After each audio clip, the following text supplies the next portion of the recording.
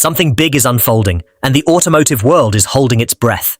Right now, the Matt Armstrong versus Bugatti situation just got very real. Matt's not backing down. He's made it crystal clear he's going all in to prove that this whole only we can fix it mentality is nothing more than a money grab by the manufacturers. And from the way this is going, Bugatti is not looking moved or going to bow to this pressure. And here is the reason most people don't realize. One reason Bugatti may appear completely unmoved by online criticism is simple. The people complaining online are not their customers.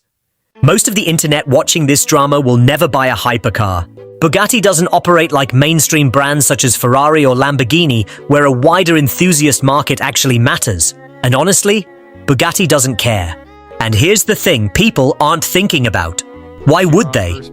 Everyone watching this unfold online was never going to buy a Bugatti anyway. This isn't Ferrari or Lamborghini where the enthusiast community actually moves the needle. Bugatti's customer list is so small and so wealthy that internet drama genuinely means nothing to them. In this video, we're pulling back the curtain on exactly why Bugatti isn't blinking. No matter what Matt does, no matter how loud the noise gets, Bugatti is holding its position. And when you understand why, it changes everything. This isn't just about one man and one car. This is about the future of who really owns a vehicle once money changes hands.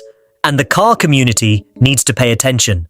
If you enjoy deep dives into hypercar controversies and rebuild stories like this one, hit that like button and subscribe right now, because we go into this level of detail regularly, and you do not want to miss what's coming next in this story.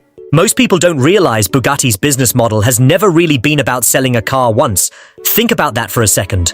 When Bugatti sells you a Chiron or a Veyron or one of their limited run specials, the transaction at the point of sale is almost secondary to everything that comes after it. The real money, the long game, the part that makes the business model work at an engineering level is the lifetime control of that vehicle. Every single service interval, every inspection, every software diagnostic, every certified repair, all of it is designed to flow back through Bugatti's official network. And that network doesn't come cheap. We're talking about basic service costs that would make a Ferrari owner wince. Routine maintenance on a Chiron can run anywhere from $30,000 to $50,000 depending on what's involved. Major mechanical work? You're looking at six figures without breaking a sweat. Significant structural or powertrain repairs? Hundreds of thousands of dollars is not an exaggeration. This is the part of the hypercar world that doesn't get discussed enough. Now think about the Apple comparison for a moment, because it's a useful one, even if it undersells the scale. Apple built an entire ecosystem designed to route repairs, parts, and software access through their own controlled channels. Right-to-repair battles have been raging against Apple for years. But here's the difference. When Apple does this, the financial stakes per unit are a few $100s at most. When Bugatti does this, the financial stakes per unit over the lifetime of a single car can run into the millions. A Chiron isn't just a $2.5 million purchase. It's a multi-million-dollar ongoing revenue relationship that Bugatti intends to control from the moment the car leaves Molsheim until the day it sits in a museum. So, when an independent rebuilder like Matt Armstrong starts demonstrating publicly that a crashed hypercar can be diagnosed, assessed, and potentially repaired outside the official manufacturer network, it doesn't just embarrass Bugatti. It threatens an entire revenue architecture that has been carefully constructed over decades. That is why Bugatti is not reacting the way people expect. This isn't emotion. This is business at a level most people watching YouTube have never had to think about. But this is where things get even more interesting. Here's the truth. Bugatti's actual customers are not watching this drama play out on YouTube. They are not sitting in comment sections. They are not signing online petitions about repair rights. The people who buy Bugatti hypercars exist in a world that is almost entirely separate from the conversation happening online right now. Bugatti sells somewhere in the region of 50 to 70 cars in a strong year. Some years less. Their waiting lists are made up of existing clients, long-term relationships, and people who have already demonstrated the financial profile to own and maintain a car at this level. These buyers are not influenced by internet sentiment.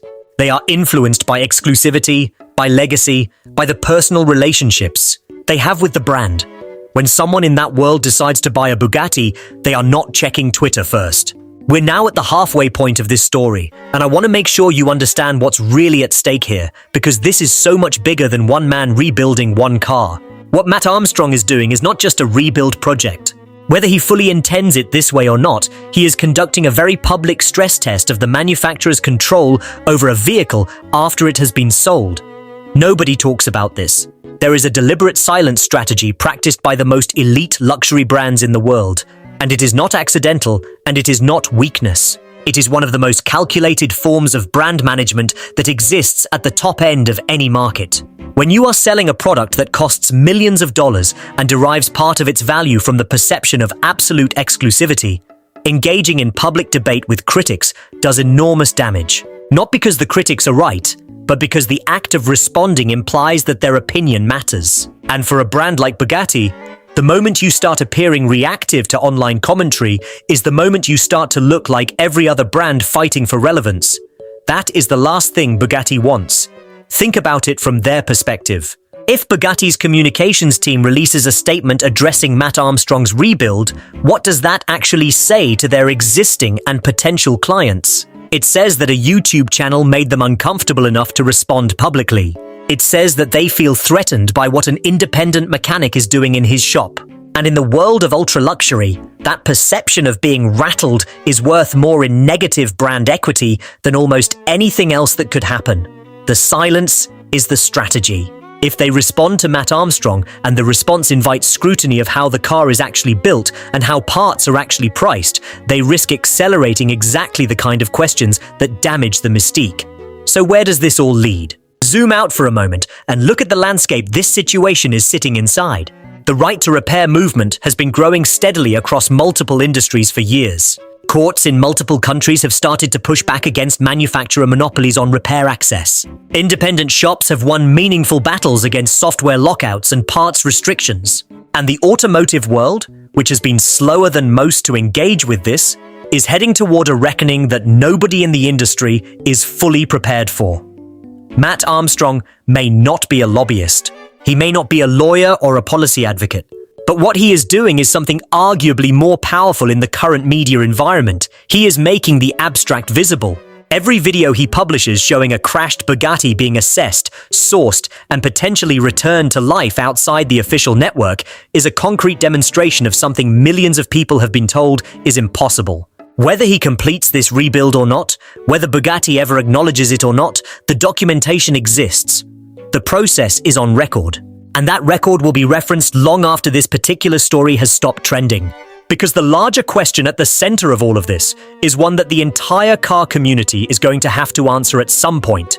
When you spend $2 million or $5 million on a car, do you own that car? Not just the keys, not just the title. Do you own the right to repair it, modify it, assess it, and make decisions about its future without the manufacturer's permission? Or does the manufacturer retain a form of hidden control over that vehicle that persists long after the transaction is complete? The hypercar world has operated for a long time on the assumption that buyers at that level don't ask those questions, that the clients are wealthy enough and compliant enough that the question never becomes uncomfortable.